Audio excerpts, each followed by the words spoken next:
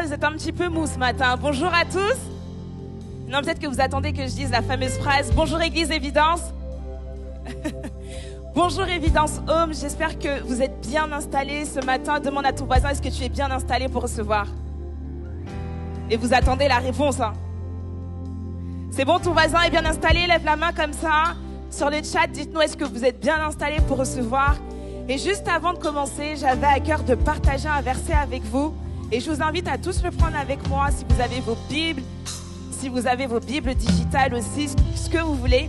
Mais en tout cas, le suivre avec moi. Et je prie que cette parole parle à quelqu'un ce matin comme un réma de la part de Dieu, comme une révélation de la part de Dieu. Amen. On va aller en Ésaïe 55, versets 10 et 11. Comme la pluie et la neige descendent des cieux et n'y retournent pas sans avoir arrosé, fécondé la terre et fait germer les plantes, sans avoir donné de la semence au semeur et du pain à celui qui mange.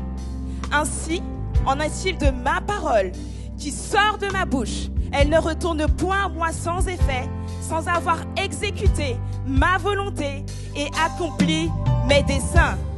Amen. J'ai entendu un amen ici, c'est-à-dire que là-bas, vous n'avez pas pris la parole.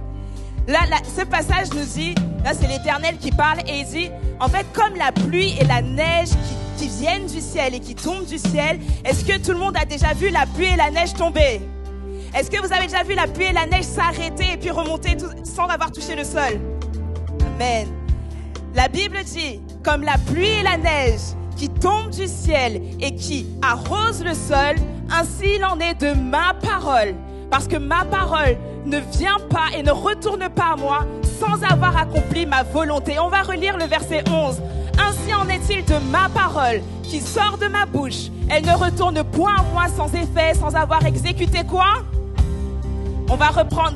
Ainsi en est-il de ma parole qui sort de ma bouche. Elle ne retourne point à moi sans effet, sans avoir exécuté quoi? Et accompli quoi? On va se lever dans la présence de Dieu ce matin. Et je déclare que cette parole soit pour vous une révélation ce matin. Je ne sais pas comment tu es arrivé. Je ne sais pas ce qui s'est passé dans ta semaine. Je ne sais pas ce qui s'est passé peut-être même ce matin. Peut-être que tu es dans une phase où tu es complètement désespéré. Que tu es dans une phase où tu n'arrives pas à joindre les deux bouts. Tu es dans une phase où tu es triste. Où tu dis Seigneur, mais j'ai l'impression que la parole que tu as proclamée sur ma vie, en réalité je ne la vois pas s'accomplir dans ma vie. Et ce matin, je dis à quelqu'un, ma parole ne retournera pas à moi sans avoir accompli ma volonté dans ta vie. Amen. Sans avoir accompli ce pourquoi j'ai envoyé ma parole. Alors ce matin, je veux encourager quelqu'un. Je veux rappeler à quelqu'un qu'il n'est pas un homme pour mentir et que ce qu'il dit, assurément, il va l'accomplir. Alléluia. Est-ce que là où tu es, tu peux commencer à proclamer et dire Seigneur, merci parce que peut-être que j'avais oublié que tu étais ce Dieu qui envoie une parole et qui l'accomplit. Et parce que je sais, Seigneur, que la parole que tu as proclamée sur ma vie, tu vas l'accomplir. Alors ce matin, je veux juste te donner ma meilleure louange. Je ne vous entends pas, mes amis, donner votre meilleure louange à Dieu. N'attendez pas que quelqu'un le fasse à votre place. Ce matin, c'est le moment là maintenant de dire Seigneur, effectivement, tout ce que je vais déclarer ce matin, tout ce que tu vas me dire ce matin, je crois que ces choses-là sont ton action dans ma vie. Je crois que ces choses-là ne retourneront pas à toi sans avoir accompli leur effet dans ma vie. Amen. Ce matin, Dieu dit à quelqu'un, je te connais. Ce matin, je dis à quelqu'un, je connais ton nom. Et parce que je te connais, je connais ton nom personnellement. Et chaque cheveu qu'il y a sur ta tête, je connais ta situation. Et j'ai déjà la solution pour ta situation. Peu importe ce par quoi tu passes, peu importe ce par quoi tu es passé, ma parole ne retournera pas à moi sans avoir accompli ma volonté dans ta vie. Est-ce que quelqu'un peut dire amen à ça? Et on va le chanter ce matin, on va le déclarer ce matin. Seigneur, tu connais mon nom. Peut-être que j'avais oublié, peut-être que les problèmes m'ont fait oublier. Mais Seigneur, tu connais mon nom. Et ce matin, je veux le proclamer. Ce matin, je veux le déclarer. Alors on va le chanter ensemble ce matin. Telle une prière en disant Seigneur, je reconnais que oui, c'est vrai, tu me connais, Seigneur Dieu. Et parce que tu me connais, je crois que ta parole est vérité dans ma vie. Amen.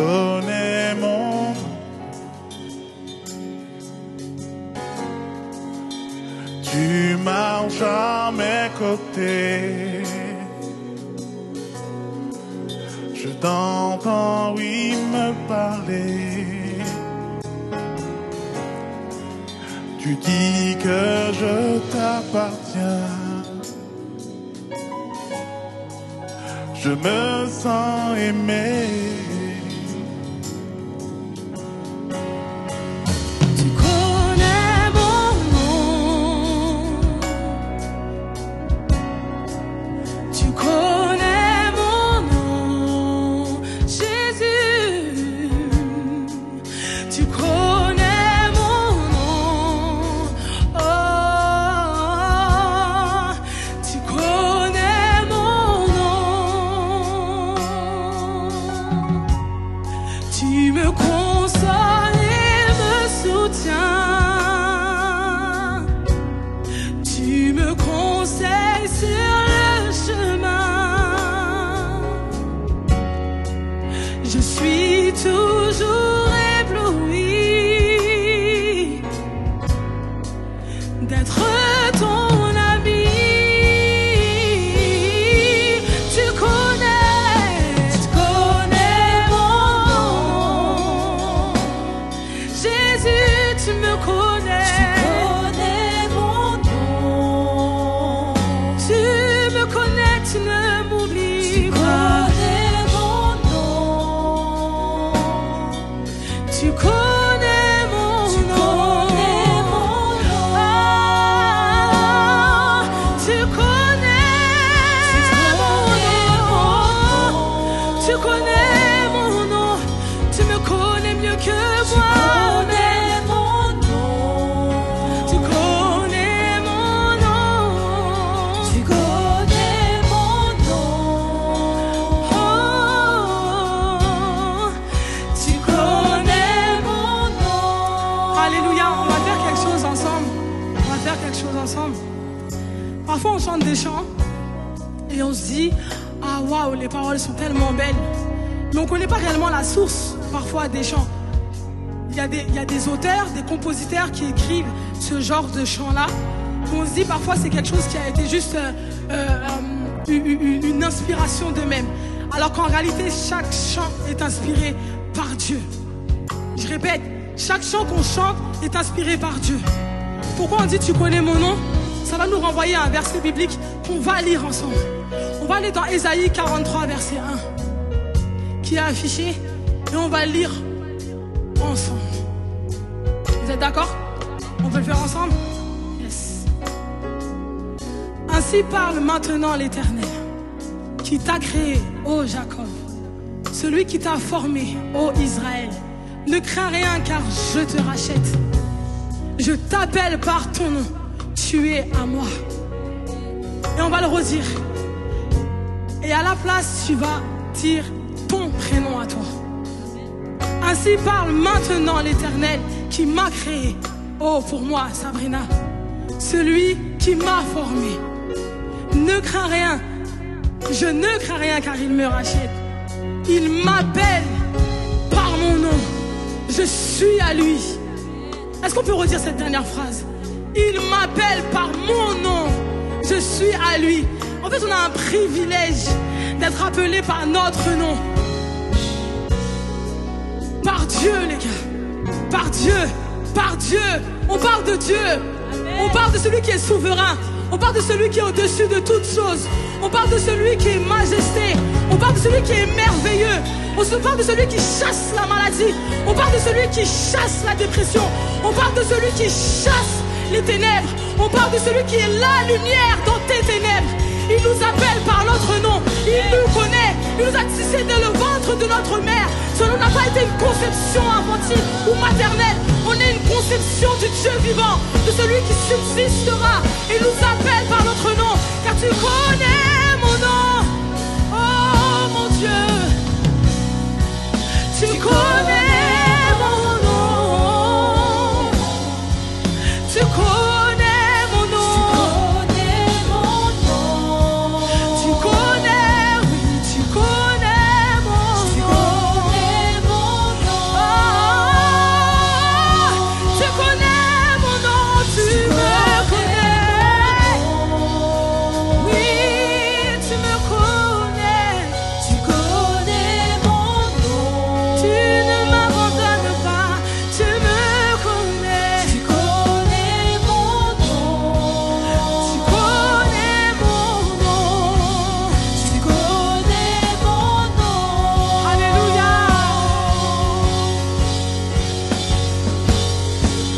Aucune flamme ne peut me brûler, aucune bataille ne me fait dévier, aucune montagne ne peut m'arrêter, car tu tiens ma main et je marche dans ta victoire. Jésus, tu m'en donnes le pouvoir, en ton nom j'abats des géants, car tu tiens ma main. Aucune flamme ne peut me brûler, aucune bataille ne me fait dévier, aucune montagne ne peut m'arrêter, car tu tiens ma main et je marche dans ta victoire. Jésus, tu m'en donnes le pouvoir, en ton nom j'abats des géants, car tu tiens. On va redire encore. Et je marche dans ta victoire. Jésus, tu m'en donnes le pouvoir, en ton nom j'abats des géants, car tu tiens encore. Et je marche dans ta victoire. Jésus, tu m'en donnes le pouvoir, en ton nom j'abats des géants, car tu tiens ma main. Oui, tu tiens toujours ma main. À jamais tu me tiens. Éternellement tu me tiens. Dans les moments les plus sombres tu me tiens. Dans chaque situation tu me tiens. Tu es toujours là même dans le feu. Dans le feu tu tiens ma main. Tu tiens, oui tu tiens ma main. Oui tu me tiens. À jamais tu me tiens. Oui tu tiens ma main. Oui tu tiens ma main. Tu tiens ma main. Oui tu tiens ma main. Tu connais mon nom. Tu connais mon nom. Tu connais mon nom. Tu connais mon nom. Tu connais mon nom. Oh Jésus, tu connais mon nom. Tu te souviens de moi, tu me connais, tu connais mon nom. Tu connais mon nom. Tu connais mon nom.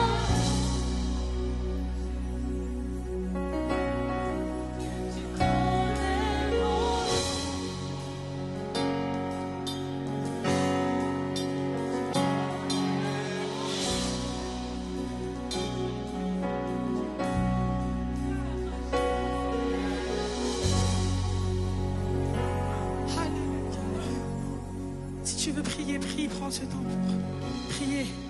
Prends ce temps pour parler à Dieu.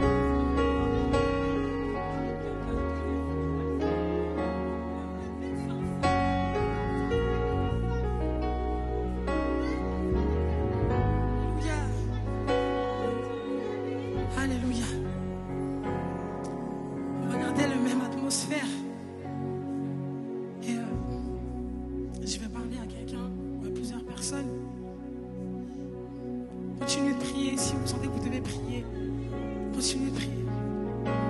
Je vais parler à plusieurs personnes qui se sentent submergées par des eaux, qui se sentent fatiguées, qui se sentent chargées. Et parfois, avec le quotidien, on a du mal à aller vers Dieu et lui dire tout ce qu'il y a dans notre cœur. On a du mal à crier à l'aide, au secours. Seigneur, j'ai besoin de toi là tout de suite. On a du mal à lui dire, Seigneur, en fait là, t'es pas là. Je te vois pas. Seigneur, j'ai besoin que tu m'aides à traverser les eaux. Mais j'arrive pas à te le dire parce que je regarde aux eaux qui me submergent et je regarde pas forcément à toi. Et ce matin, j'ai envie qu'on prenne justement cette opportunité de crier à Dieu. Je ne sais pas s'il y a des cœurs qui veulent crier à Dieu ce matin. Je ne sais pas s'il y a des cœurs qui ont envie de pleurer à Dieu. Des cœurs qui ont envie de s'agenouiller vers Dieu et dire, ok Seigneur, j'ai besoin de toi là. Tout de suite, j'ai besoin de toi. Alors je ne sais pas si tu es un vase brisé aujourd'hui. Mais j'ai envie de te dire que Dieu il a envie de te réparer ce matin. Je ne sais pas si tu es sous l'eau ce matin. Je ne sais pas si tu te sens faible ce matin, mais j'ai envie de te dire que Dieu a envie de t'aider à traverser ces eaux-là. Et si tu es dans cette position-là ce matin, je vais juste te demander d'avancer tes mains comme ça. Juste d'avancer tes mains comme ça. Là, c'est toi et ta situation, pas celle de ton voisin. C'est toi et ta situation. Si on est dans ce lieu, c'est pas pour ressortir du même état avec lequel on est rentré. Alors c'est toi et ta situation ce matin. Il faut juste que tu avances tes mains comme ça et que tu dises, Seigneur, ok, je reçois. Je reçois. Et pendant qu'on est en position de recevoir, je vais partager le prochain verset avec vous, qui se trouve également dans Ésaïe 43, verset 2. Et c'est pas moi qui le dis, c'est l'Éternel qui le dit. Si tu traverses les eaux, je serai avec toi. Et les fleuves, ils ne te submergeront point. Si tu marches dans le feu, tu ne te brûleras pas et la flamme ne t'embrasera pas. Si je traverse les eaux, il sera avec moi et les fleuves ne me submergeront pas. Si je marche dans le feu, je ne me brûlerai pas et la flamme ne m'embrasera pas. Est-ce qu'on peut dire personnellement, si je marche, si je traverse les eaux, il sera avec moi et les fleuves ne me submergeront point. Si je marche dans le feu, je ne me brûlerai pas. La flamme ne m'embrasera pas. Parce que même dans le feu, Jésus est là. Alléluia. Même dans l'abîme, Jésus est là. Même dans la détresse, Jésus est là. Même dans les ténèbres, Jésus est là. Même dans la vallée de l'ombre de la mort, Jésus est là. Alléluia. Ta situation n'est pas trop sombre pour que Dieu ne soit incapable de venir te chercher. Alléluia. Dieu va venir te chercher là où tu es. Dieu va venir te chercher là où tu es. Alléluia, parce qu'il t'aime. Il donne des vies pour toi. Il donne des nations en échange de ta vie. Alléluia, parce qu'il vient te chercher. Il laisse les 99 autres. Il vient te récupérer toi par amour. Alléluia, alléluia, alléluia, Seigneur Dieu. Alléluia. Jésus-Christ, on crie à toi ce matin. Viens nous abriter. Abrite-nous, Seigneur Dieu. Abrite-nous, Seigneur. Abrite-nous, Seigneur Dieu. Couvre-nous, Seigneur Dieu. Cache-nous de tes ailes. Cache-nous sous tes bras, Seigneur Dieu. Cache-nous par ta main, Seigneur Dieu. On aura beau se cacher partout, mais l'abri sûr, c'est toi, Seigneur. Alléluia. Notre abri sûr, c'est toi, Seigneur. Là où on peut se cacher, là où personne ne peut nous trouver, c'est toi, Seigneur Dieu. Notre rocher, notre forteresse, c'est toi, Seigneur Dieu. Alléluia. Seigneur Dieu. Alléluia. Alléluia.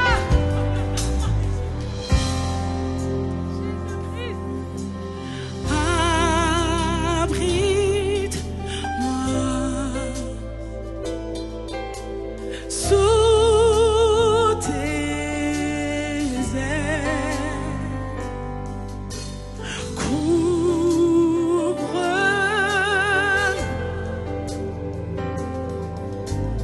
par ta main. On va le redire maintenant. Tends tes bras et crie vers toi.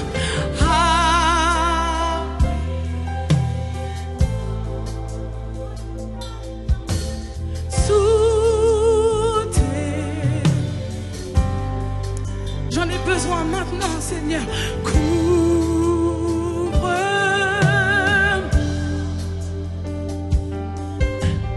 par ta main puissante. Et même si les océans, je les traverserai avec toi. Père,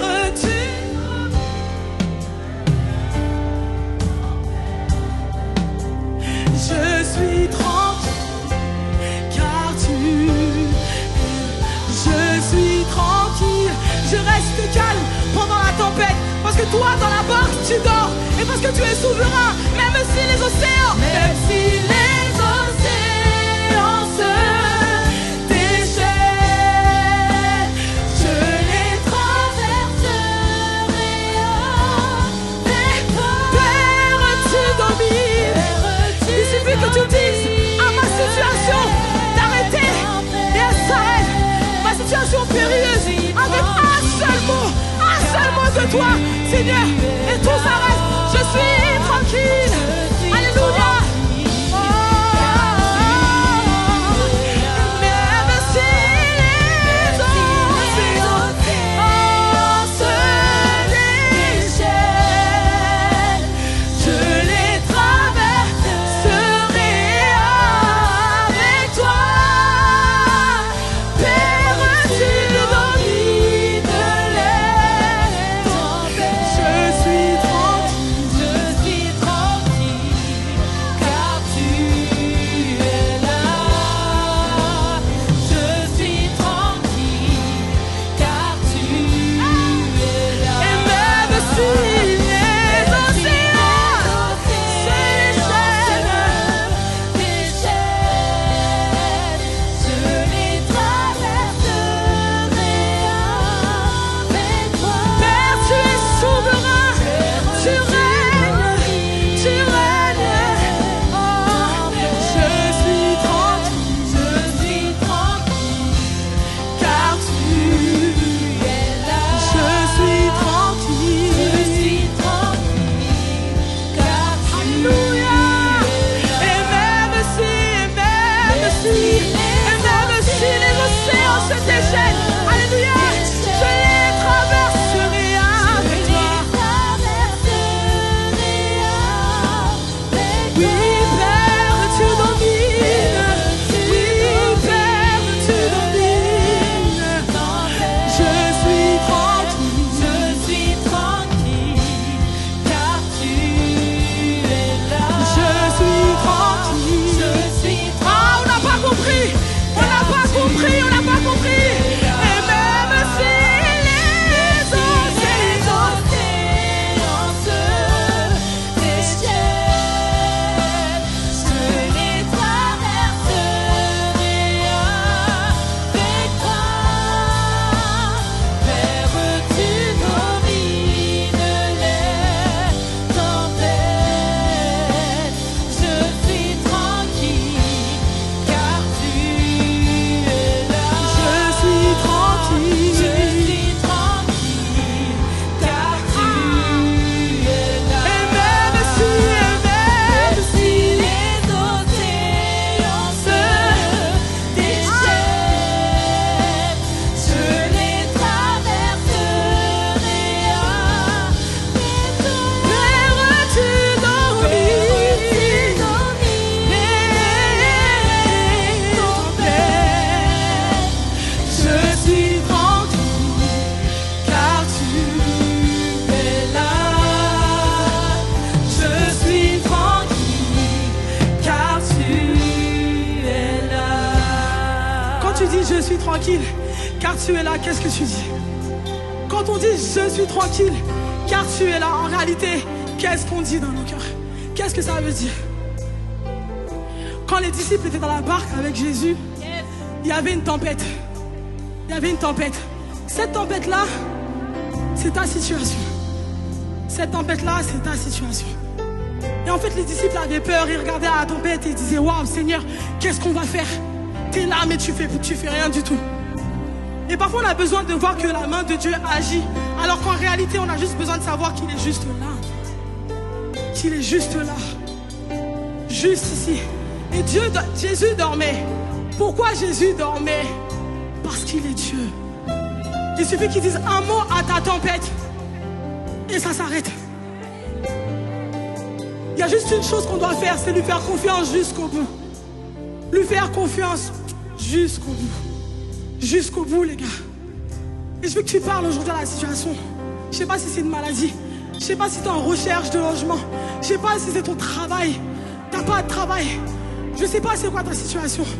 Mais parce que Dieu l'a fait pour moi, il peut le faire pour toi. Et parce qu'il était dans ma barque, parce qu'il était avec moi, parce qu'il règne en majesté, parce qu'il est Dieu, parce qu'il est souverain, parce qu'il est merveilleux, parce qu'il est fabuleux. Je sais que tu peux vivre et faire pour toi. Je sais qu'il va le faire. Alors j'aimerais que tu parles à ta situation ce matin et tu lui dises, je suis tranquille car il est là. Je suis tranquille car il est là. Je suis tranquille car il est là. Je suis tranquille. Je suis tranquille.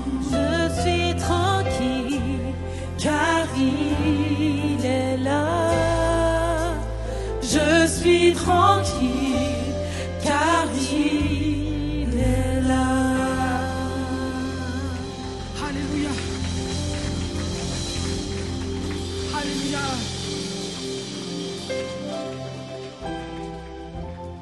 Le troisième chant va nous renvoyer à Ésaïe 43, verset 3. Car je suis l'Éternel, ton Dieu, le Saint d'Israël, ton Sauveur. Je donne l'Égypte pour ta rançon, l'Éthiopie et Saba à ta place. On parle de nation. Une nation, il y a plusieurs personnes. Mais pour toi, il est prêt à se séparer de ces personnes-là. Juste pour toi. Et si ce n'est pas Dieu, qui le ferait? Je répète. Si ce n'est pas Dieu, qui le ferait? Est-ce qu'on n'a pas juste par ce verset-là toutes les raisons d'exalter Dieu? Est-ce qu'on n'a pas juste par ce verset-là toutes les raisons d'adorer Dieu? Alléluia. Est-ce qu'on n'a pas juste par ce verset toutes les raisons d'élever son nom? Est-ce qu'on peut pousser les cris de joie pour Dieu? Pas pour moi, pour ce qu'il a fait pour nous, pour ce qu'il fait encore. Alléluia. Encore, ça c'est pour moi les gars. Alléluia. Je t'exalterai.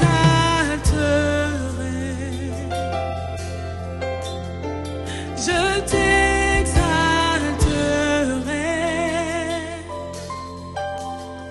Je t'exalterai.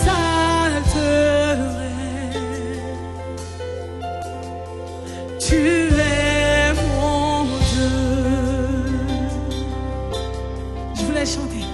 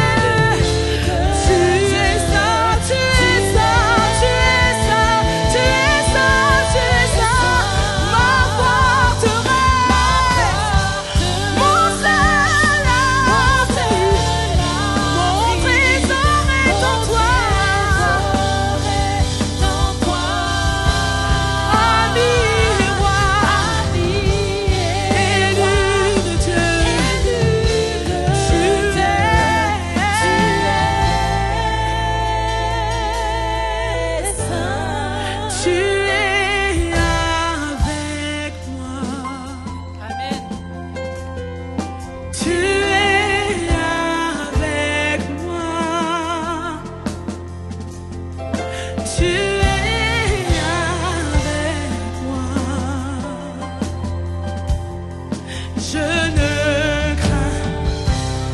Dans la vallée de l'ombre de la mort, tu es avec moi. Tu es avec moi. Tu es avec moi. Tu es avec moi. Tu es seul. Tu es avec moi. Je ne crains. Je ne crains rien. Est-ce qu'on peut chanter ensemble? Ma forteresse. Ma forteresse, mon seul abri, mon trésor est en toi. Ami et roi, élu de Dieu, tu es saint. Ma forteresse.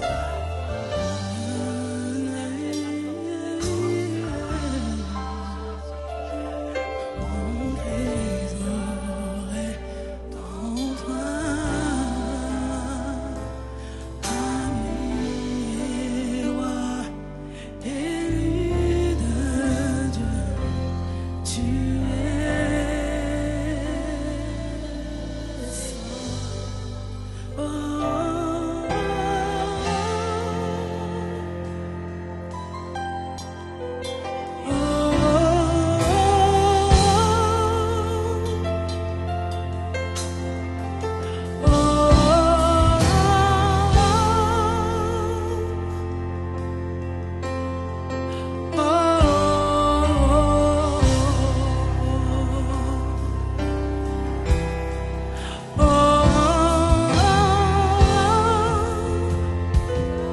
Parfois, il n'y a pas besoin de mots, Dieu comprend. Les soupirs, les larmes, Dieu comprend toutes ces choses.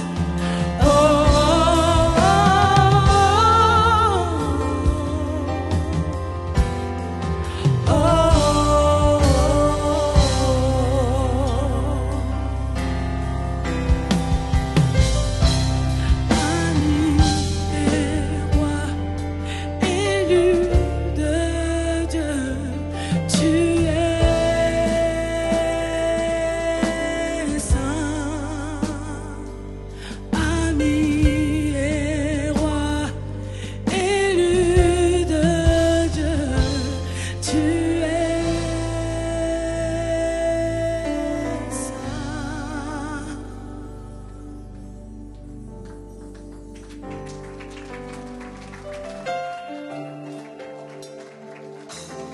Alléluia. Ce matin, si tu veux taper des mains, tu peux taper des mains. Si tu veux crier à lui, tu peux crier à lui. Si tu veux danser de joie, tu peux danser de joie. Mais je voudrais que pendant un instant, on peut se sentir libre dans la présence de Dieu. Parce que lorsque tu dis qu'il est avec toi, il est avec toi comme il n'est pas avec les autres. Et toi, tu connais ton propre témoignage. Et je voudrais que tu puisses acclamer le Seigneur en fonction de ton témoignage à toi et de dire, Seigneur, ouais. Alléluia. Alléluia. Seigneur, je veux te célébrer. Seigneur, je veux te célébrer pour mon témoignage, Seigneur Dieu. Pour ce que tu as fait dans ma vie, Seigneur Jésus. Alléluia. Est-ce qu'on peut célébrer le Seigneur encore, les amis?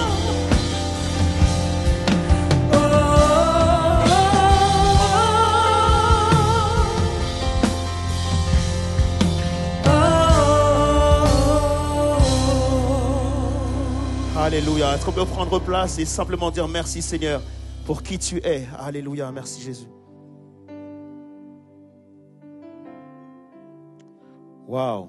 Ça va tout le monde? Il n'y a que ceux-là qui vont bien. Ça va tout le monde? Ouh. Ça va tout le monde? Ok. C'est super plaisir d'être là avec vous ce matin et de pouvoir apporter le message de la parole de Dieu. Juste avant ça, j'ai 2 annonces à faire. La première annonce que je dois faire, alors c'est une annonce super importante parce que ça concerne mon épouse. Ok, il ne faut pas que j'oublie. Donc Ginette, en fait, invite toutes les femmes mercredi, donc à partir de 20h pour une super réunion entre femmes. Donc voilà, je dois le faire. C'est super important et j'espère que vous serez présentes. Ok, parce que si vous n'êtes pas là, il va croire que c'est moi qui n'ai pas fait l'annonce. Ok. Donc je compte sur votre présence, comme ça elle sera sûre que j'ai fait l'annonce. Donc mercredi à 20h, Ginette vous attend pour une méga réunion de femmes. Ok? Donc soyez bénis toutes les femmes. Et quand je dis femmes, ça veut dire que les jeunes comme les plus âgés, ok? Donc voilà, vous êtes toutes conviées à cette réunion. Ensuite, la deuxième annonce que je dois faire, c'est par rapport au fait que le 5 juin, est-ce qu'il y a des gens qui savent ce qui se passe le 5 juin? J'entends pas? Waouh, vous êtes meilleurs qu'au premier culte. Est-ce qu'on peut célébrer ça? La Pentecôte, dimanche 5 juin, ok? Dimanche 5 juin, donc la Pentecôte. Et ce qu'on a prévu pour l'église Évidence, c'est d'être en route vers la Pentecôte, ok? Donc on a prévu que les 3 dimanches, à partir du dimanche 22, donc on va vraiment commencer à célébrer la Pentecôte. Et on a une toute nouvelle série qui s'appelle Jubilé pour la Pentecôte, les amis. Et donc du coup, ce que je voudrais, c'est qu'on commence à fêter la Pentecôte bien avant que la Pentecôte soit là. Et le dimanche matin de Pentecôte, j'espère que vous avez vos meilleures tenues de fête, de voir les plus belles couleurs dans l'église, ok? Parce qu'on aura un dimanche matin de fête, tout simplement. Ok? On va prendre le temps de célébrer Dieu, d'être reconnaissant de qui il est et surtout reconnaissant en tant qu'église d'avoir reçu l'Esprit de Dieu. Ok? Est-ce qu'on est d'accord avec ça ou pas? Et donc, du coup, on va fêter ça le dimanche matin et le dimanche après-midi, on a un culte spécial, pas ici, mais à l'extérieur. Il n'y aura pas de mur, ce sera en dehors des murs, ok? Et donc on sera à l'extérieur et on célébrera Dieu à l'extérieur et en même temps on en profitera pour faire une méga évangélisation, ok? Donc j'espère que vous êtes super partants par rapport à ça. Et donc pour tous ceux qui ne se sentiraient pas forcément encore prêts, on a prévu que les prochains jeudis, à partir de ce jeudi-là, en fait, soient des jeudis de formation et de prière par rapport à la Pentecôte. Donc, du coup, on a invité des évangélistes, donc, qui seront là avec nous. Donc, je ne dis pas encore les noms. C'est une surprise, pardon. Et donc, tous ces évangélistes seront là avec nous pour nous préparer chaque jeudi à cette méga sortie. Donc, du coup, voilà, si vous n'êtes pas encore tout à fait au clair par rapport à ça, de poser des questions, vous dites peut-être que je suis pas capable, venez le jeudi et vous serez préparés pour. Et donc, l'équipe d'évangélisation qui est déjà formé. Donc, on vous invite ce jeudi donc à 18h30 pour une réunion de préparation par rapport donc du coup à la fête de Pentecôte. Amen. Ça vous va? Super. Seigneur, maintenant nous te prions parce que nous avons besoin que tu puisses nous parler. Nous avons besoin que tu puisses nous amener une parole toute fraîche. On a besoin, Seigneur Jésus, de comprendre que ta présence est la meilleure chose pour nous. Et merci, Seigneur, d'être notre Dieu. Merci d'être qui tu es dans nos vies. Seigneur, parfois on te célèbre pour ce que tu fais. Mais ce matin, je veux te rendre gloire pour qui tu es.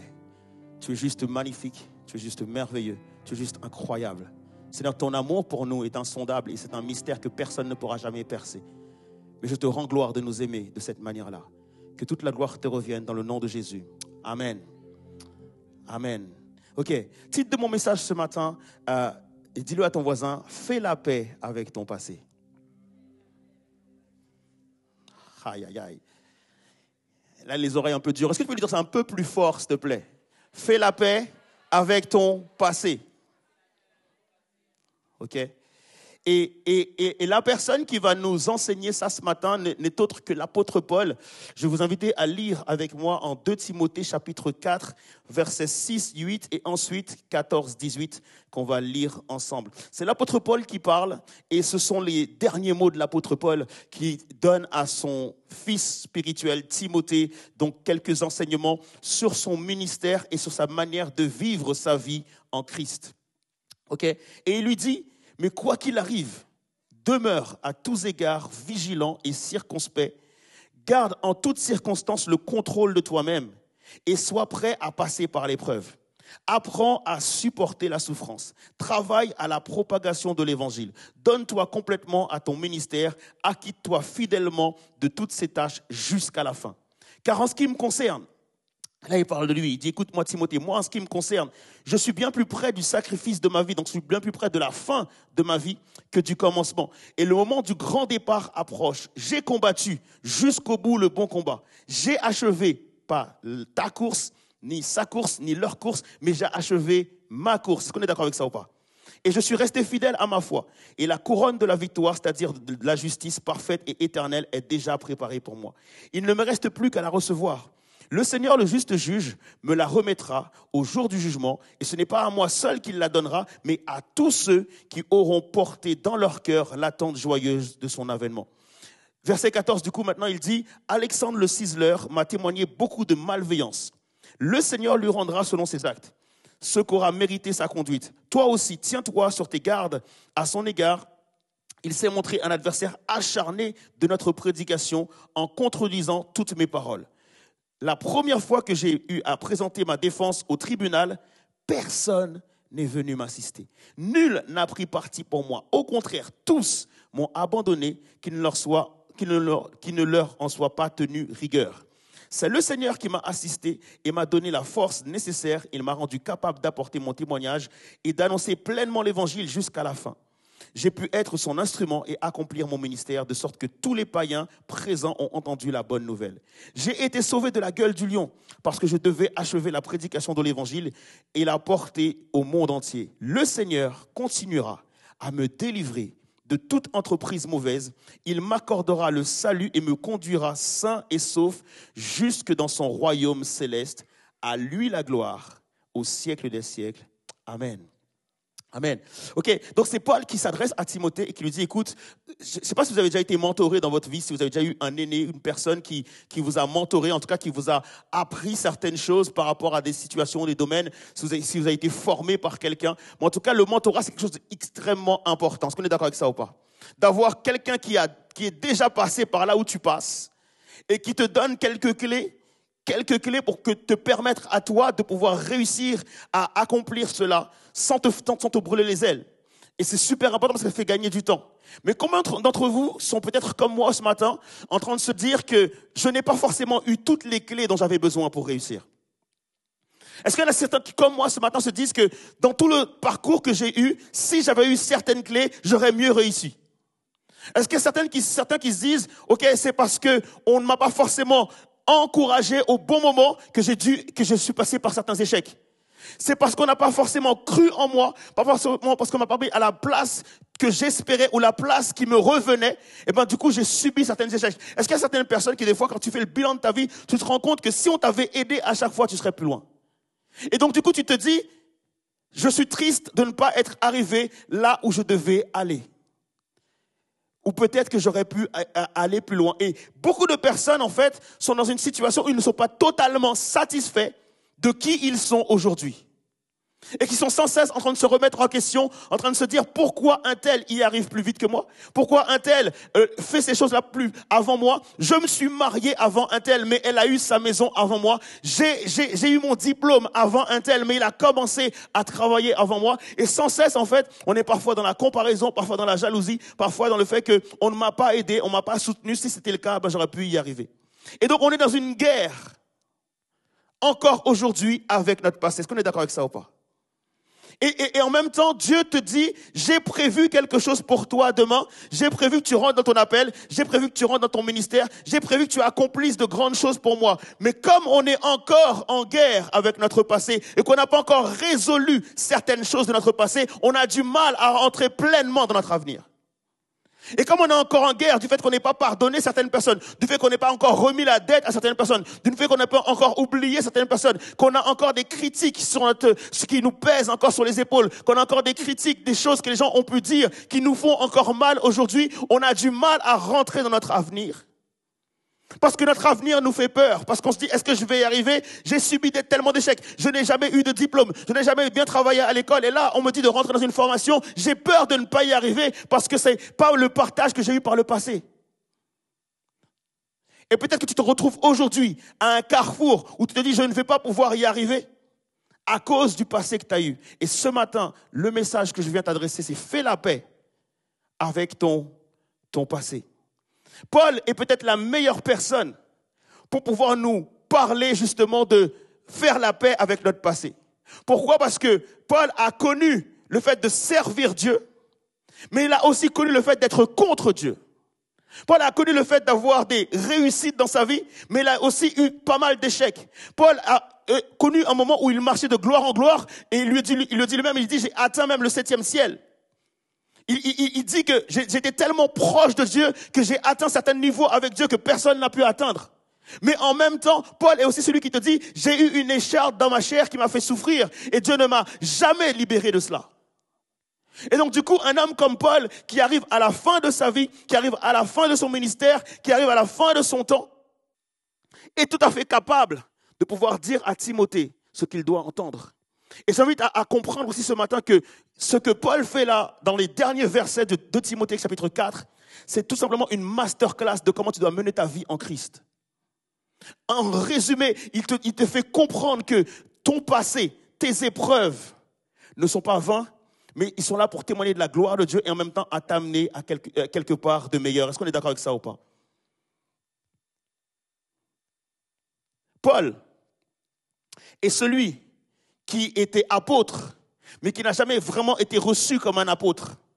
Pourquoi? Parce qu'il n'a pas vu Jésus de ses propres yeux.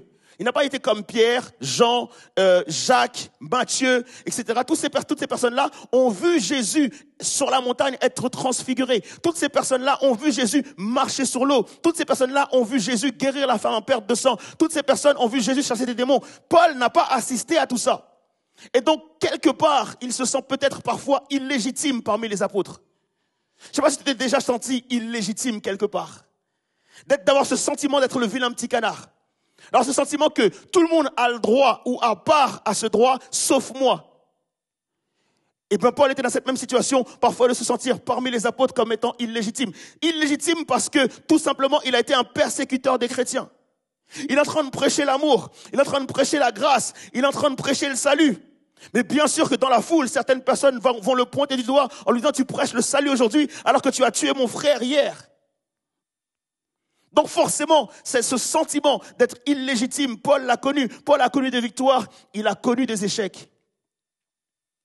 Mais cependant, il est en train de dire à Timothée, voilà ce que tu dois retenir. Quoi qu'il arrive, combat le bon combat. Quoi qu'il arrive, garde la foi. Qu'est-ce qu'il veut nous dire par là? Dis à Timothée, écoute, là tu vois, j'arrive dans mes dernières heures, je vais être offert en sacrifice. Le sacrifice dont parle l'apôtre Paul à ce moment-là, c'est le sacrifice de libation. Le sacrifice de libation, en fait, ça a pour image de répandre un liquide sur le sol comme sacrifice. Et donc, du coup, c'est comme si tu avais un verre qui était plein et tout au long de ta vie, en fait, ce sacrifice est répandu sur le sol. Répandu sur le sol au travers des différentes épreuves que tu vas passer dans ta vie parce que on est d'accord avec ça que toutes nos victoires et toutes nos défaites nous prennent quelque chose. Et que tu traverses certaines choses, et même si tu en sors victorieux, mais tu y laisses des plumes. Tu y laisses des blessures. Tu y laisses des choses qui t'ont contrarié, des choses qui te font encore mal aujourd'hui. Et même si tu sors gagnant de certaines choses, du coup, tu sens quand même de fortes blessures. Et c'est ce qui arrive à Paul. Paul est en train de dire, écoute Timothée, j'arrive à la fin, mais là je suis prêt à rejoindre Christ dans le sens où je comprends que j'ai toute ma vie fait des sacrifices et aujourd'hui j'en suis à la dernière goutte. Et c'est là que tu comprends que la vie chrétienne et la vie en elle-même, c'est que tu nais avec un certain nombre de bagages et tout au long de ta vie, en fait, tu perds des choses.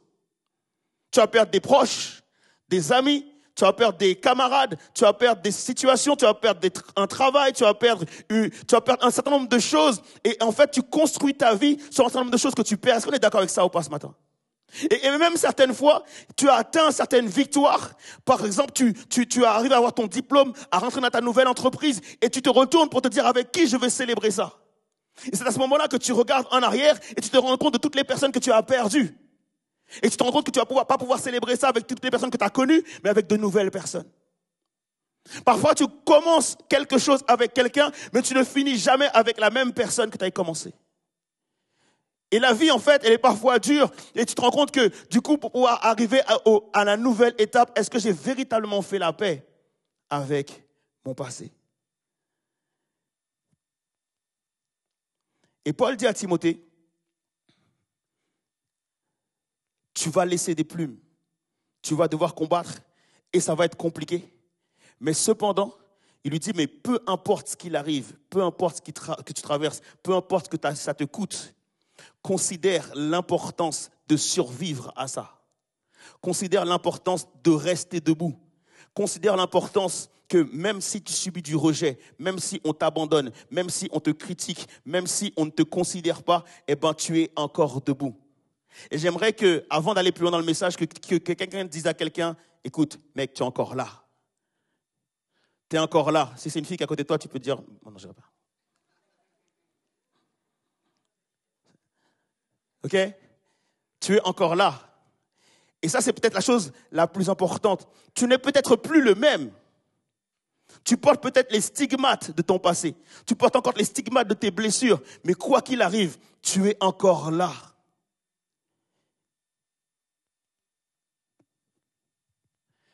L'une des premières choses que tu dois savoir pour pouvoir vaincre et quelque part faire la paix avec ton passé, c'est de savoir si aujourd'hui, ce que tu vis aujourd'hui, est-ce que ça en vaut la peine? Est-ce que ce que tu vis aujourd'hui, ça vaut la peine d'être vécu? Est-ce qu'aujourd'hui, dans ce que tu traverses, dans ce que tu vis, est-ce que ça a un sens? Parce que si ça n'a pas de sens, tu vas forcément, en fait, plus regarder à tes échecs qu'à tes victoires. Quelqu'un qui ne sait pas si aujourd'hui ça en vaut la peine, il va plutôt être dans le « tu sais quoi, moi, on ne m'a jamais calculé. Tu sais quoi, moi, on ne m'a jamais fait confiance.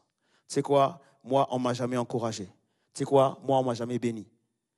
Moi, je suis quelqu'un que, à chaque fois que les gens me voyaient, ils critiquaient, ils se moquaient de moi, etc., etc. » Alors que quelqu'un qui considère qu'aujourd'hui, ce qu'il est en train de vivre en vaut la peine, lui te dira « on m'a toujours abandonné, mais Dieu a toujours été avec moi. On m'a toujours critiqué, mais le Seigneur m'a permis de traverser certaines choses. » Et celui, en fait, qui considère qu'aujourd'hui, ça en vaut la peine, il aura toujours un regard positif sur ce qu'il a vécu.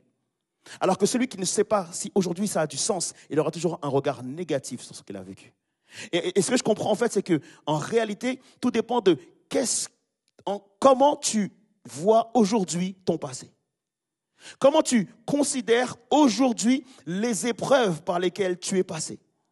Parce que Paul dit en Romains 5, versets 3 et 4, il dit bien plus, et c'est un truc de fou ce qu'il dit, il dit, nous nous glorifions même des afflictions, sachant que l'affliction produit la persévérance. Qui peut dire je me glorifie de l'affliction? Qui peut dire, en fait finalement, je me réjouis de mes épreuves? Je me réjouis des choses par lesquelles je suis passé.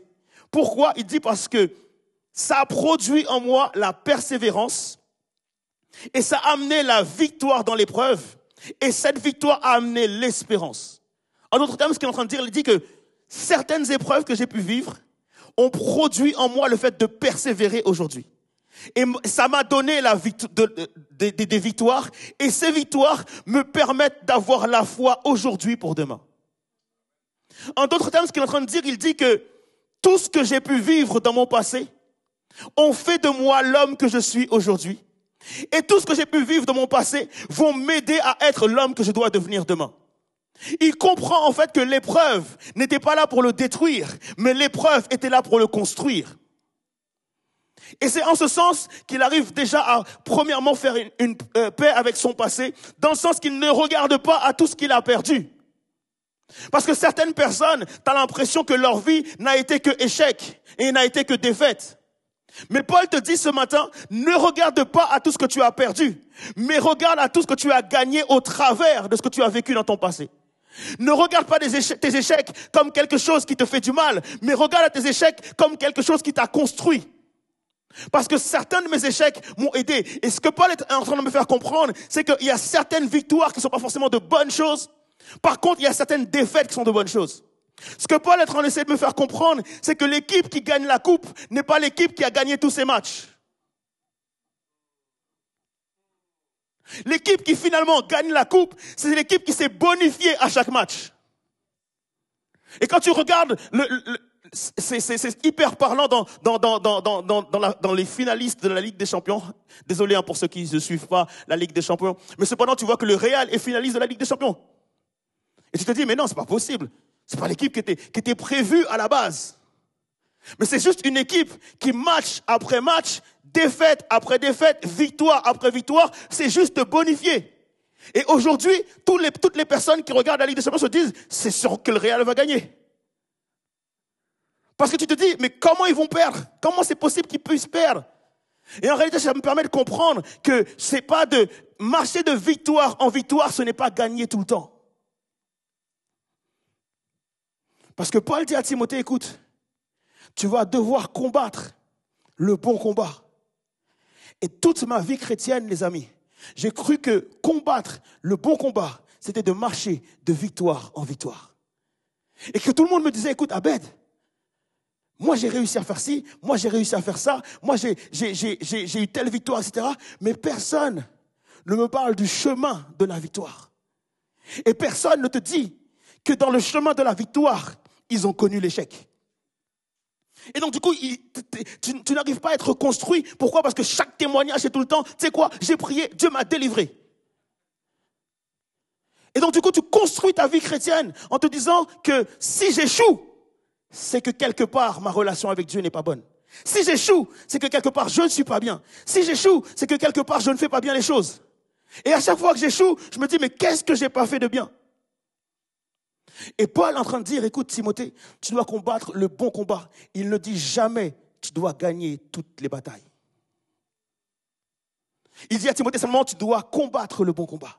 Et c'est là que je me dis, en fait, Paul est en train de dire que combattre le bon combat, ça veut dire être capable de combattre quand je gagne, mais être capable de continuer à combattre quand je perds.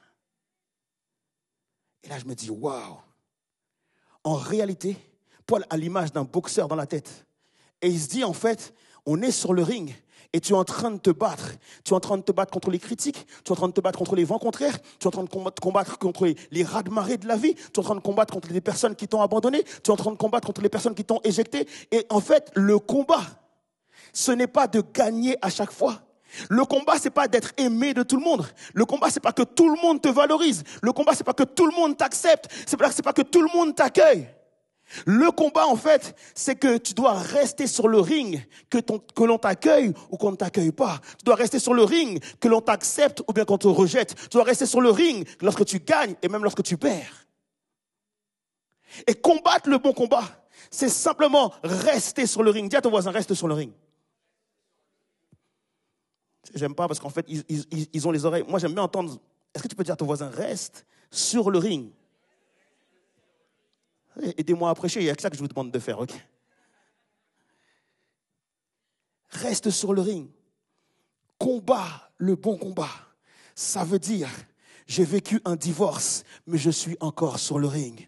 Combattre le bon combat, c'est que j'ai connu l'addiction, mais je suis resté sur le ring. Combattre le bon combat, c'est que j'ai connu le fait d'être un voleur ou d'être un menteur, mais je suis resté sur le ring. Combattre le bon combat, c'est que j'ai peut-être connu la prostitution, mais je suis resté sur le ring. Combattre le bon combat, c'est que j'ai eu un enfant en dehors de mon mariage, mais je suis resté sur le ring. C'est ça en fait, combattre le bon combat. C'est ne pas de dire aux gens, tu sais quoi, moi j'ai jamais connu le divorce, j'ai jamais connu ceci, jamais connu cela. Tu sais quoi, ma fille elle est clean, elle est parfaite, zéro. Non. Tu n'encourages personne, tu ne défies personne avec ça. L'idée, c'est de dire, oui, j'ai connu des défaites et j'ai connu des échecs, mais à chaque échec, je suis quand même resté sur le ring. Et c'est ça, combattre le bon combat.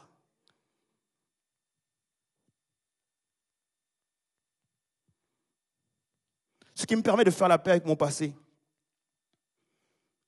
c'est de comprendre que tout ce que j'ai perdu, ne sont pas des choses qui sont là pour me détruire. Toutes les fois où je n'ai pas eu ce que je méritais, toutes les fois où on m'a trahi et toutes les fois où on m'a persécuté, toutes les fois où on m'a dit des choses qu'il ne fallait pas me dire, ce n'était pas des choses pour me détruire, c'était des choses pour me construire. C'est important de comprendre ça parce que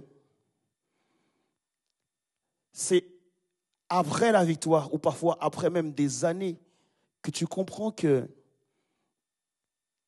la femme ou l'homme que tu es aujourd'hui, c'est grâce à une trahison. C'est grâce à un mensonge. C'est grâce à quelque chose que tu méritais et qu'on ne t'a pas donné. Pourquoi? Parce que certaines trahisons m'ont conduit à prier Dieu plus. Certaines trahisons m'ont emmené à chercher la face de Dieu plus. Certaines critiques m'ont emmené à connaître Dieu plus.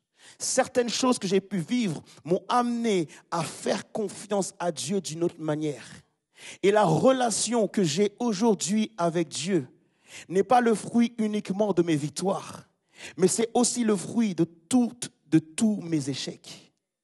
Cette profondeur de relation avec Dieu, c'est grâce à ça. Et c'est pour ça que Paul dit à Timothée, écoute, non seulement tu dois combattre le bon combat, mais tu dois aussi garder la foi. Parce que pour garder la foi, il faut que tu puisses combattre. pour pouvoir avoir une foi qui s'élève, pour avoir une foi qui soit plus forte, pour avoir une foi qui soit plus étirée, tu dois combattre. Et malheureusement, tu dois perdre. Parce que si tu ne perds pas, tu ne pries pas. Est-ce qu'on est d'accord avec ça ou pas? Si c'est toujours lourd ce qui se passe dans ta vie, tu ne pries pas. Mais le jour où on te refuse quelque chose auquel tu as droit, au début, tu pleures. Au début, tu es fâché. Au début, tu critiques tout le monde. Au début, tu t'en veux à la terre entière. Mais à un moment donné, ça t'amène à une prière que tu n'aurais pu jamais faire si tu n'avais pas pu vivre ça. Ça t'amène à proclamer des choses que tu n'aurais jamais pu proclamer si tu n'avais pas pu vivre ça. Et demain, lorsque quelqu'un t'interrogera sur ta vie, lorsque ton enfant peut-être t'interrogera sur ta vie, tu ne lui diras pas, écoute, ton père, il a eu que des victoires, ou ta mère a eu que des victoires. Tu lui diras, écoute, fiston, j'ai connu des échecs dans ma vie. Et je sais que ce que tu es en train de vivre là, tu le vis comme un échec.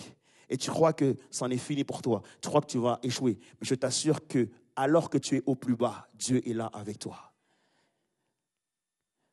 Et c'est important pour moi de le savoir. Lorsque j'étais dans mon addiction, Dieu était là avec moi. Les amis, lorsque j'étais dans la masturbation, Dieu était là avec moi. Parce qu'on croit que quand on est en train de commettre le pire des péchés, on croit que Dieu est loin de nous. Non, Dieu est là avec toi. Et on l'a chanté tout à l'heure, il dit qu'il était avec toi dans le feu. Il n'était pas en train de t'attendre en dehors du feu, en train de te dire, hé fiston, vas-y, sors et viens me rejoindre. Non. Il sait que tu ne peux pas sortir. Il sait que tu ne peux pas sortir de ton addiction tout seul. Il sait que tu ne peux pas combattre ça tout seul. Donc il te dit, reste là et je viens te rejoindre dedans. C'est juste incroyable. Lorsque Shadrach, Meshach et Abednego sont dans la fournaise ardente, lorsqu'ils ouvrent à nouveau la porte, ils se rendent compte qu'ils ne sont plus 3 mais 4. En d'autres termes, Dieu est descendu dans la fournaise avec eux. Et c'est une image tellement parlante. C'est de te dire que même dans ton pire péché, même dans tes heures les plus sombres, même dans tes heures les plus compliquées, Dieu était avec toi dans le feu. Parce qu'il dit que du fumier, il relève l'indigent. Comment tu veux qu'il puisse me relever s'il ne vient pas me tendre la main là où je suis? Ce qui me permet de faire la paix avec mon passé, c'est de savoir que toutes les fois où j'étais dans le dur, où j'étais dans le mal, le Seigneur a toujours été là avec moi. Et aujourd'hui, si je suis dans le dur ou dans le mal, je veux croire que le Seigneur est toujours là avec moi. Est-ce qu'on est d'accord avec ça ou pas? J'aimerais dire à quelqu'un ce matin, peut-être que le coup que tu viens de prendre t'emmène une 3e fois ou une 4e fois au tapis. Et tu te dis, je n'y arriverai jamais. Je ne pourrai pas y arriver. Et Dieu te dit ce matin, c'est un combat. Tu es sur le ring. Et tant qu'on n'aura pas sonné la fin du combat, tant qu'il n'y aura pas eu le coup de sifflet final, je t'invite à continuer à te battre. Je t'invite à te relever à chaque fois que tu seras tombé par terre et de continuer à te battre. Il y a quelqu'un ce matin qui est invité à continuer à se battre. Je ne sais pas où tu en es au niveau de ta vie, mais je te dis que Dieu t'invite à continuer à te battre. Dieu t'invite à continuer à te battre.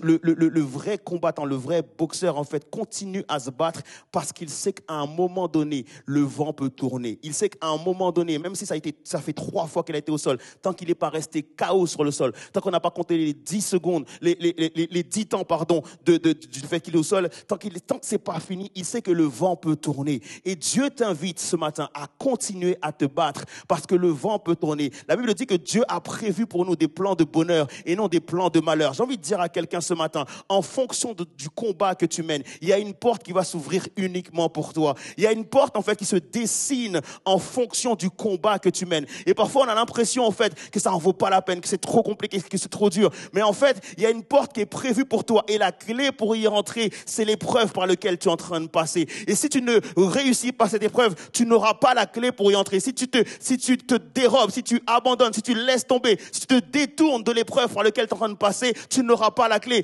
Dieu est en train de te dire ce matin, la réussite et la clé que j'ai pour toi, pour cette porte, dépend de cette épreuve. Et il t'invite à te lever et à continuer à te battre. Est-ce qu'il y a une personne ce matin qui veut continuer à se battre?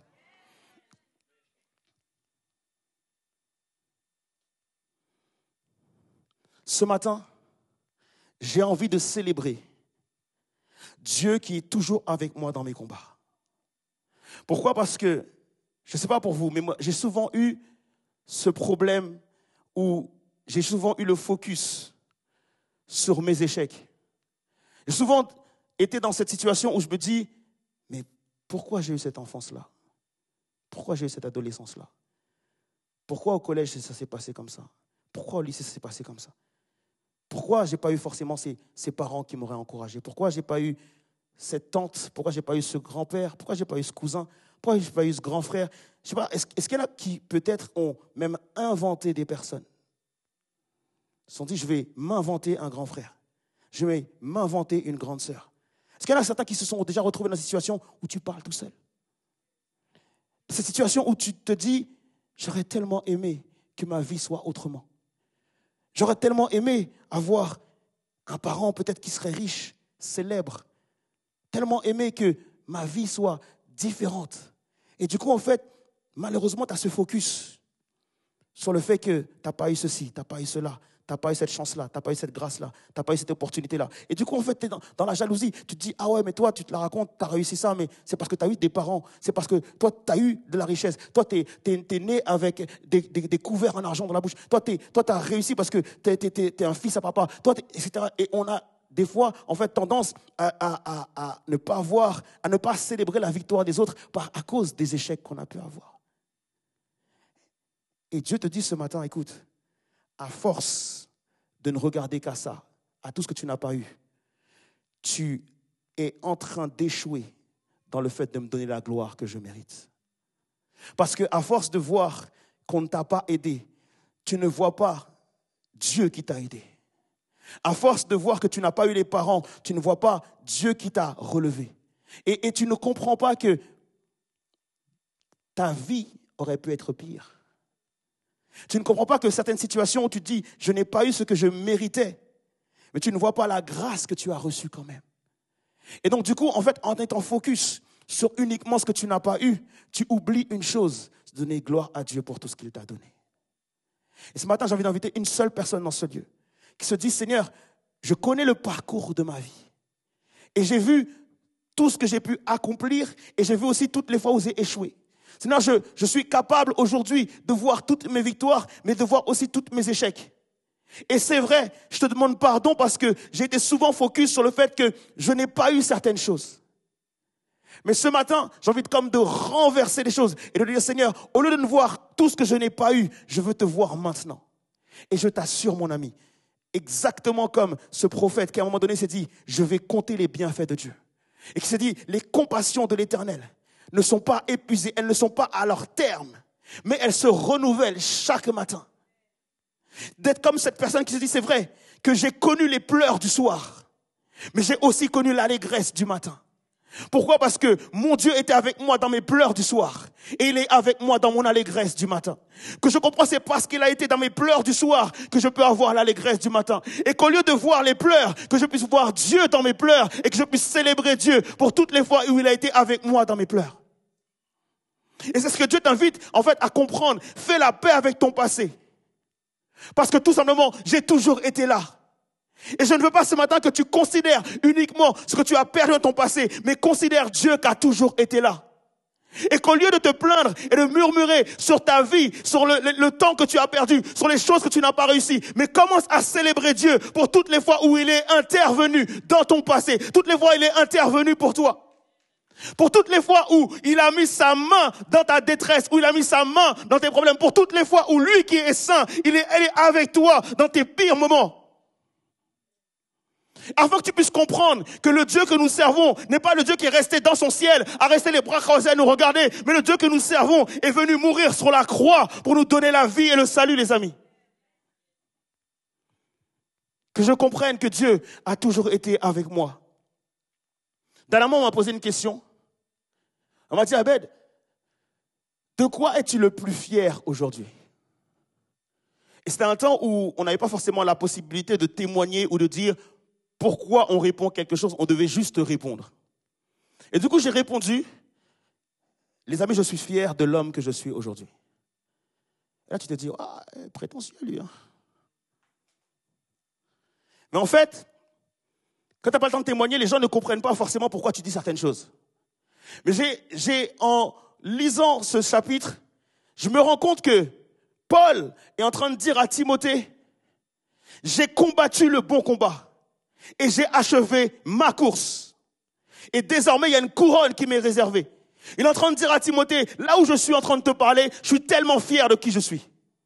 Il y a des gens qui pourraient me dire, ouais, mais tu as persécuté des chrétiens. Il y a des gens qui pourraient me dire que tu as été contre Dieu. Il y a des gens qui pourraient me dire que tu es orgueilleux. Il y a des gens qui pourraient me dire que tu as une écharpe dans la chair, que Dieu laisse dans ta chair à cause de ton orgueil. Il y a des gens qui pourraient me dire, mais t'es pas un apôtre comme les autres. Il y a des gens qui pourraient me dire, mais toi t'es pas marié comme les autres, alors tu peux pas parler de mariage. Il y a des gens qui pourraient me dire tellement de choses. Mais au moment où je te regarde, Timothée, et que je suis en train de te dire ça, je suis fier de l'homme que je suis.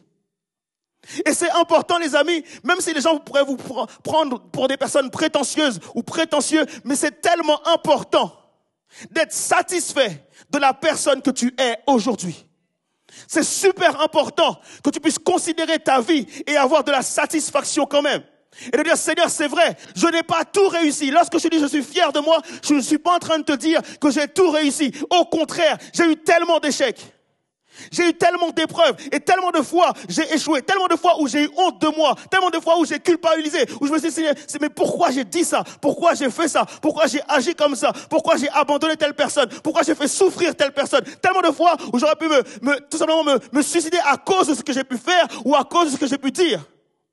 Je suis pas en train de te dire que devant toi, tu as un gars qui a tout réussi. Mais je suis en train de te dire que devant toi, tu as un gars qui, malgré toutes les épreuves par lesquelles il est passé, malgré tous les échecs qu'il a pu avoir, malgré qu'il était dans le mal des fois, qu'il était dans le dur des fois, malgré le fait qu'il ait pu décevoir certaines personnes, mais je suis en train de te dire que ce gars-là, Dieu a toujours été avec lui. Et s'il est là devant toi, en train de prêcher l'évangile, c'est parce que Dieu a su le relever à chaque fois. C'est parce que Dieu a su le restaurer à chaque fois. C'est parce que Dieu a su le réparer à chaque fois. C'est parce que Dieu a su le pardonner à chaque fois. C'est parce que Dieu a su même oublier ses péchés, a su même oublier ce qu'il avait fait ou dit de mal. C'est parce que Dieu l'a toujours qualifié en dépit du fait qu'il ne soit pas parfait. Et si tu es là ce matin, c'est parce que ce même Dieu a pu te restaurer lorsqu'il le fallait. C'est parce que ce même Dieu a pu te pardonner lorsqu'il le fallait. C'est parce que ce même Dieu a pu te qualifier lorsque tu en avais besoin.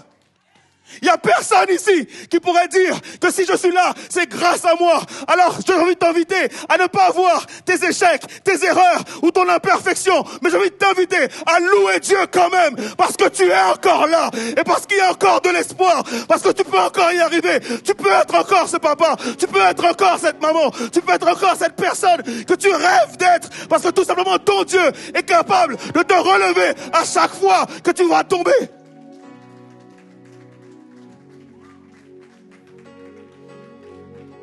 J'ai envie que quelqu'un m'aide à célébrer le Dieu qui relève. J'ai envie que quelqu'un m'aide à célébrer le Dieu qui restaure. J'ai envie que quelqu'un m'aide à célébrer le Dieu qui répare. J'ai envie que quelqu'un m'aide à célébrer le Dieu qui pardonne. J'ai envie que quelqu'un m'aide à célébrer ce Dieu-là. Ne regarde pas tes échecs ce matin. Ne regarde pas tes erreurs. Ne regarde pas ton imperfection. Ne regarde pas tes incapacités. Ne regarde pas au fait que tu ne sois pas qualifié. Mais regarde à Jésus ce matin. Regarde à Jésus ce matin. Parce qu'il est juste là avec toi. Même si tu n'as pas tout bien réussi, c'est pas grave. Même si on t'a fait souffrir, c'est pas grave. Même si on ne t'a pas donné ce que tu méritais, c'est pas grave. Même si on ne t'a pas accueilli comme il le fallait, c'est pas grave. Même si on n'a jamais cru en toi, c'est pas grave. Il y a quelqu'un, mon ami, qui croit en toi et qui dit que l'amour, c'est ma personne. L'amour, c'est Jésus. Je crois tout, j'espère tout, je pardonne tout. C'est Jésus-Christ qui est personnifié dans l'amour et qui dit ce matin, je te regarde avec un regard d'amour. Je crois en toi, j'espère en toi. J'ai mis en toi des dons, des talents pour que tu puisses réussir. Ce matin, ne regarde pas tes échecs, mais regarde à Jésus-Christ qui te qualifie encore quand même, qui te restaure encore quand même et qui dit encore, je veux me servir de toi, je veux t'utiliser, je veux marcher avec toi. Tu n'es pas parfait, mais je veux le faire avec toi. Tu n'as pas toujours été dans les réussites, mais je veux quand même le faire avec toi. Est-ce que quelqu'un peut célébrer Jésus ce matin?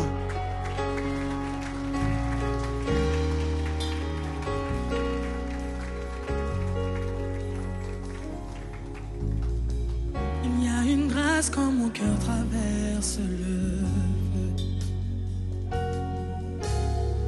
une autre voix quand tout sombre autour de moi, et quand je pense à la différence entre qui j'étais et qui je deviens, je sais que je ne serai jamais seul. On va redire encore. Il y a une grâce quand mon cœur traverse le feu, une autre voix quand tout sombre autour. Et quand je pense à la différence entre qui j'étais et qui je deviens, je sais que je ne serai jamais seul, car il est avec moi dans à mes côtés. Il était présent dans la tempête, apaisant les nerfs. Et s'il m'arrive un jour d'oublier le prix payé pour moi, il y a la croix qui porta le poids d'un sauveur mort à ma place. Il est avec moi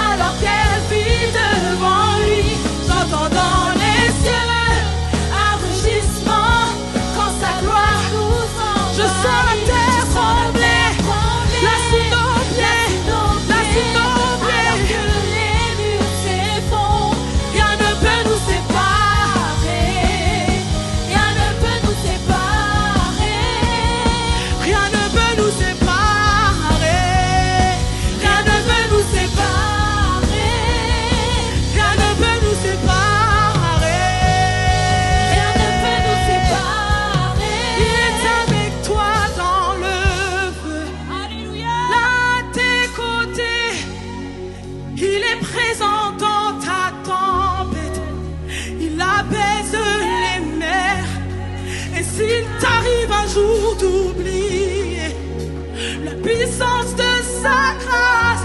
Rappelle-toi que le tombeau est bien vide et cette puissance vit en toi. Je vois la lumière dans les ténèbres alors qu'elle vit devant lui. J'entends dans les cieux un rugissement quand sa voix nous envahit. Je sens la terre sous l'eau. Rien ne peut nous séparer. Rien ne peut nous séparer. Rien ne peut nous séparer. Rien ne peut nous séparer. Rien ne peut nous séparer. Rien ne peut nous séparer. Il est toujours avec nous dans le feu. Il est toujours présent avec nous dans le feu. Il est toujours avec nous dans le feu. Et le tombeau est bien vide pour moi. Alléluia. Est avec moi dans le Est-ce qu'on peut encore le répéter qu'il est avec moi dans le feu, il est avec moi dans la bataille? Est-ce qu'on peut encore le chanter? Et peut-être que tu n'as pas encore réalisé ces paroles. Peut-être que là, cet après-midi, tu te dis, mais en fait, on le chante, mais j'ai pas l'impression qu'il est avec moi. C'est peut-être le moment maintenant de réaliser que peu importe la tempête, peu importe le feu, en réalité, tu ne brûleras pas. Peu importe les eaux qui sont en train de submerger, toi, tu ne seras pas submergé. Pourquoi? Parce qu'il est avec toi. Est-ce qu'on peut reprendre ce chant? Amen.